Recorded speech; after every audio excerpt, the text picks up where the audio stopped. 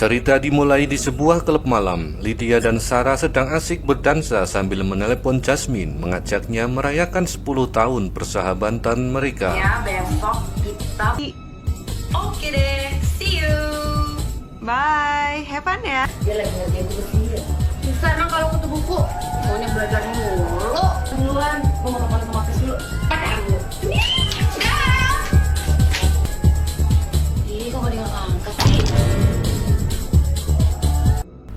Tidak lama kemudian, keesokan harinya mereka melakukan perjalanan menggunakan mobil menuju sebuah tempat yang terpencil. Di lokasi, seorang pria bernama Christian tengah merapikan kamar.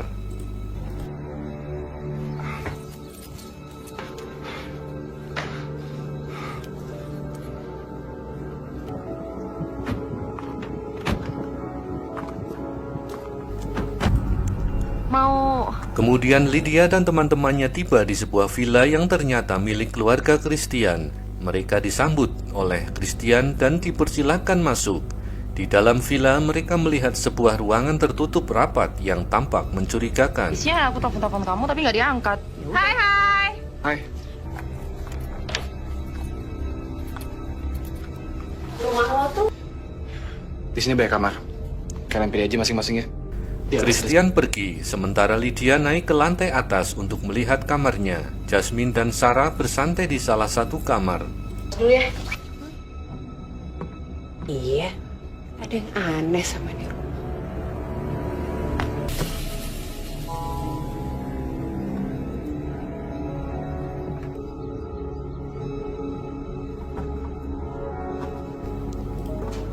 Sementara itu, Sarah mulai merekam suasana dengan handycam dan Lydia berkeliling sendirian. Ia merasa ada sesuatu yang menyentuhnya, padahal ruangan itu kosong. Enggak. Mau pikir gue bawa bulu apa? Aduh, kok handycamnya ditinggal di sini sih? Terus ini apaan?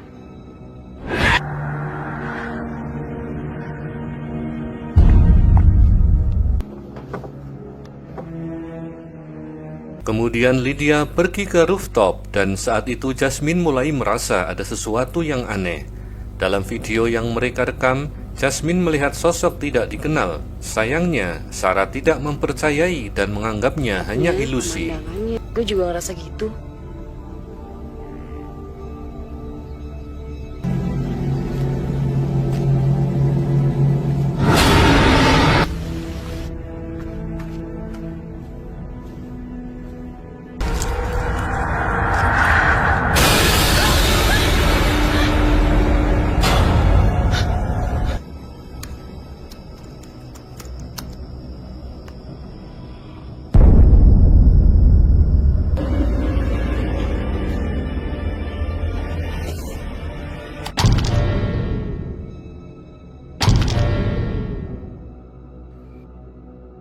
Singkat cerita, malam pun tiba. Mereka makan malam sambil berbincang ringan.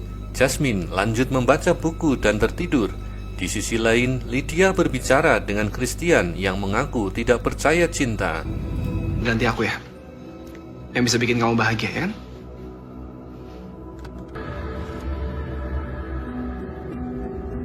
Gak ada cinta di dunia ini.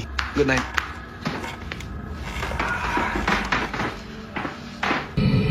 Jasmine sempat mengalami mimpi buruk, selimutnya terbang dan membangunkannya dari tidur.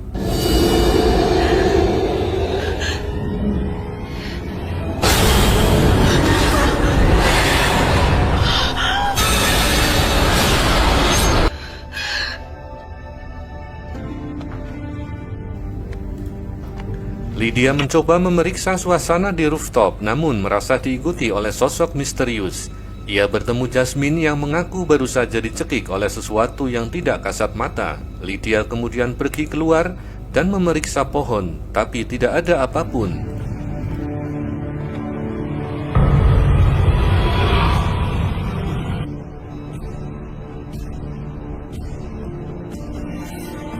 Tadi gue sempet ketiduran tapi tiba-tiba ada yang... Oh ya.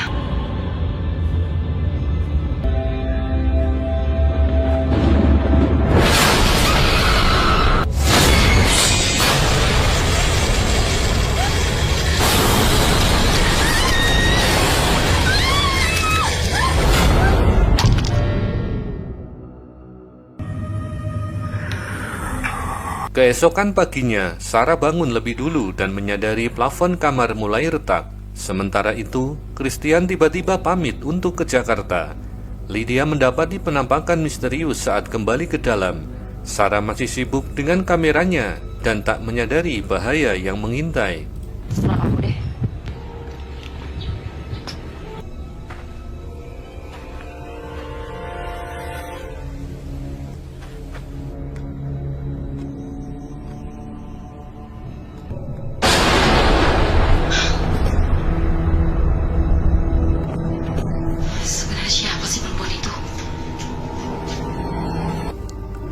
Dalam eksplorasi kamar yang disebut sebagai gudang, Sarah menemukan gumpalan rambut. Mereka mencium bau tidak sedap, namun memilih mengabaikan. Lydia yang menyendiri akhirnya diajak bicara oleh Sarah. Mereka berniat membahas semua keanehan villa itu dengan Christian.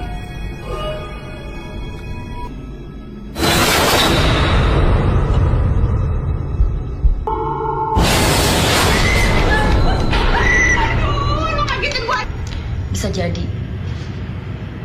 Kok serius tahu? Udah gitu ya. Lydia berjalan ke jembatan dan kembali bertemu sosok tak dikenal.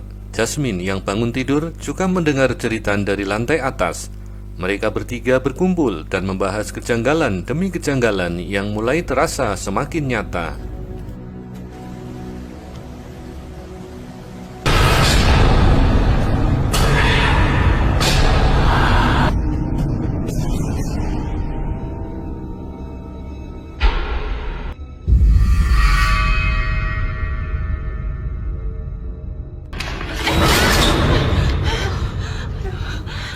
Kenapa, Jas? Malamnya, Jasmine kembali melihat penampakan. Ia menduga ada hubungan antara keanehan di villa dengan masa lalu penghuni sebelumnya. Saat membaca majalah, ia mendengar cerita namun tidak menemukan apapun.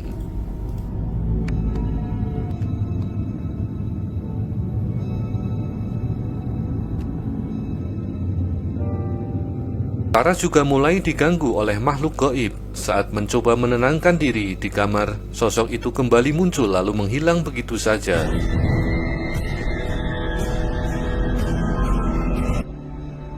Malam makin larut. Saat Lydia membaca doa, ia mendadak muntah darah. Sementara itu, Sarah yang membuat kopi juga kembali diganggu penampakan.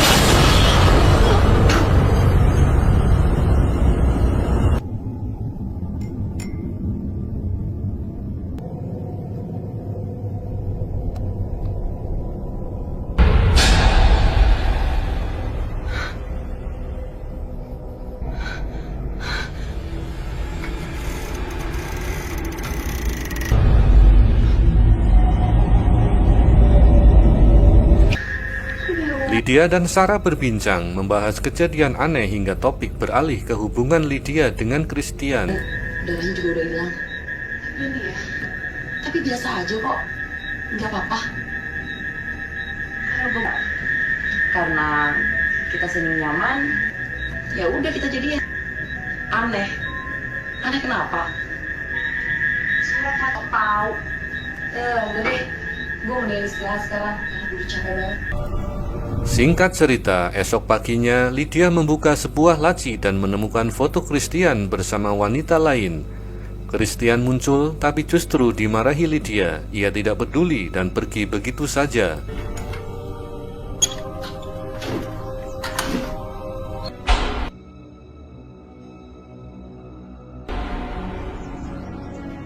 Sarah dan Jasmine mengajak Lydia untuk foto di luar, tapi Lydia menolak. Akhirnya mereka pergi ke sungai. Di saat yang sama, Christian dan Lydia bertengkar. Rupanya Lydia sedang mengandung. Pertengkaran memanas hingga berujung perkelahian dan Christian pun menang. Sementara itu, Sarah dan Jasmine menemukan air terjun. Kemudian Jasmine turun, sementara Sarah sibuk merekam. Terus lo mau buang begitu aja? Iya. Hah? Ingat ya, Lid. Mendingan lo gugurin aja. Laki-laki brengsek lo ya. Untuk lo.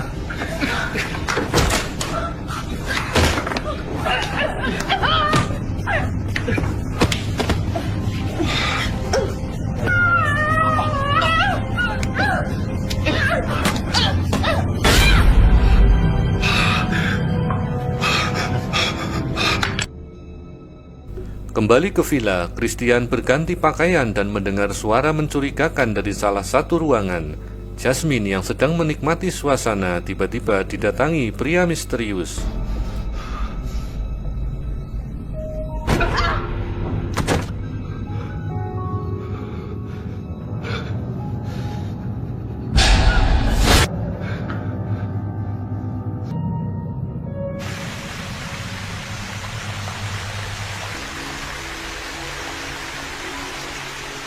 Non, kalian harus hati-hati.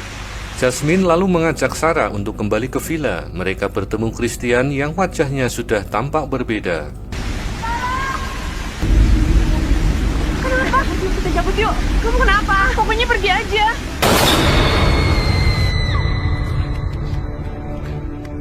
Fotonya bagus ya? Gue sih suka. Itu. Gue kamar dulu ya.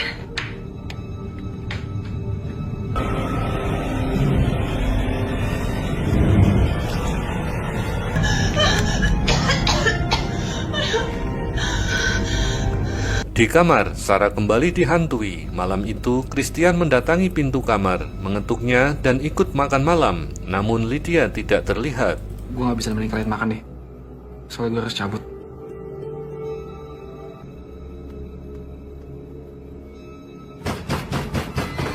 Kalau lo pergi, gue juga kamu. Sarah mendengar ketukan pintu. Ternyata itu pria misterius dari awal yang memperhatikan mereka. Malam-malam kesini. Mengapa kalian? Pak, Bapak tuh jangan macem-macem ya. Chris itu pacarnya sahabat saya, nggak mungkin dia sejahat. Perempuan itu masih ada di villa ini. Siapa Chris sesungguhnya? Ia mencari Lydia di kamar Christian, menemukan bercak darah di tangga. Pria misterius itu membakar sesuatu di halaman dan langsung diserang oleh Christian hingga dia pun tewas.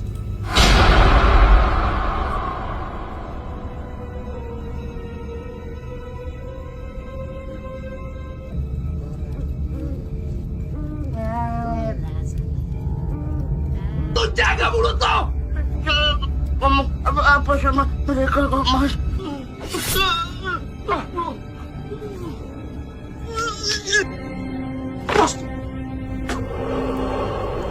Sarah yang sendirian kembali diganggu makhluk halus. Di kamar mandi, ia menemukan bercak darah.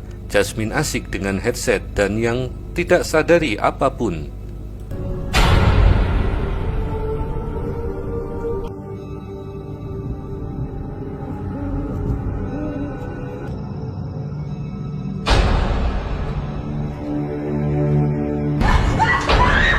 Saat Sarah mengetuk kamarnya, Jasmine tidak merespon. Sarah pun sembunyi di gudang. Christian mendobrak masuk, tapi Sarah berhasil pun menghindar.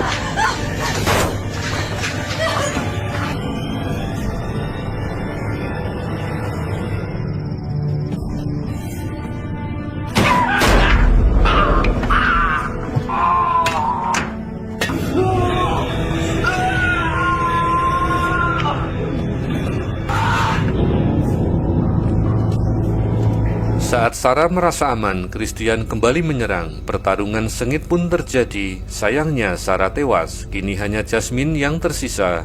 Ia pun menyadari teman-temannya telah tiada.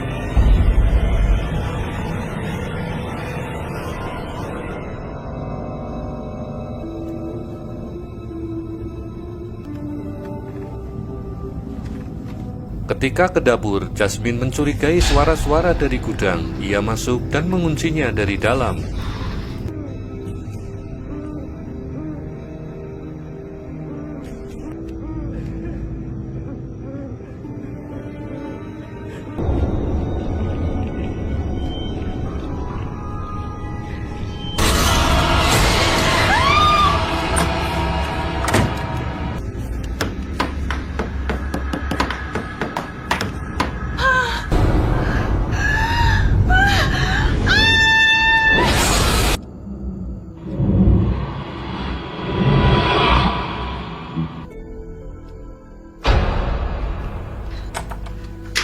Beruntung itu hanya mimpi buruk, tapi saat terbangun Jasmine melihat jejak kaki misterius menuju tangga.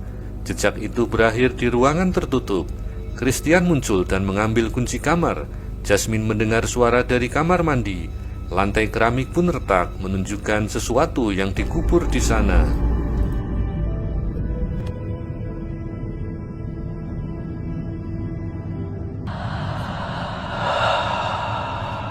Tadi gue lihat telapak kaki di sini. Baju gue ketinggalan.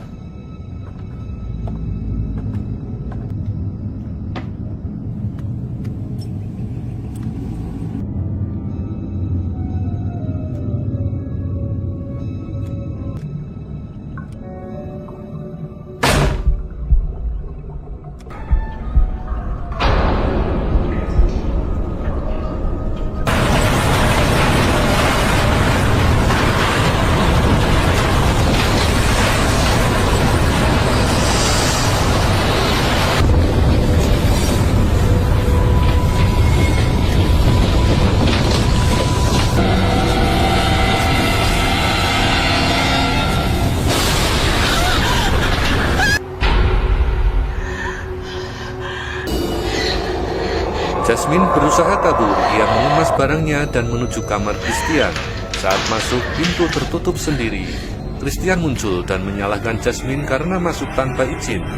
Dan disinilah Christian mengungkap bahwa ia pernah menjalin hubungan dengan wanita mirip Jasmine yang kini telah meninggal dan dikubur di kamar mandi. Apa perlu gue cerita lagi? Sedangkan lo udah tahu semua.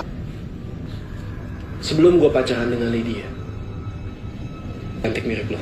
Gue tuh gak bisa kayak gini terus, Chris. Apa lo bilang? Lo gak cinta sama gue? Lo tuh jangan ngomong seenaknya, Chris. Gue tuh udah gak bisa sama yang lain. Gue tuh cuma mau sama lo. Oh ya? Kenapa?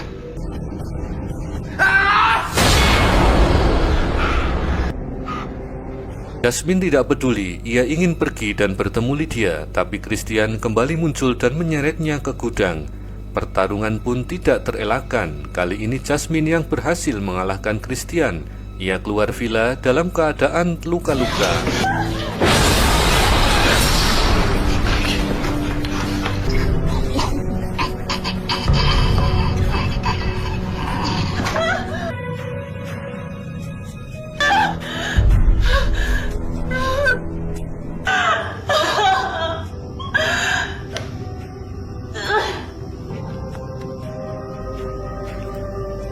Namun saat masuk mobil putihnya, ia menemukan mayat pria dan juga mayat Christian.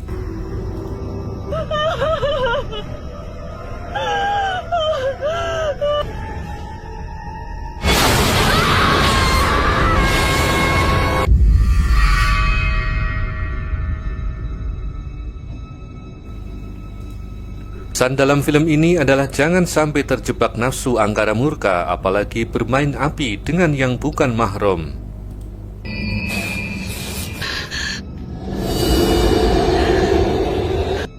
Dan film pun sudah berakhir. Sampai di sini dulu rangkuman filmnya. Sampai jumpa di video berikutnya. Terima kasih.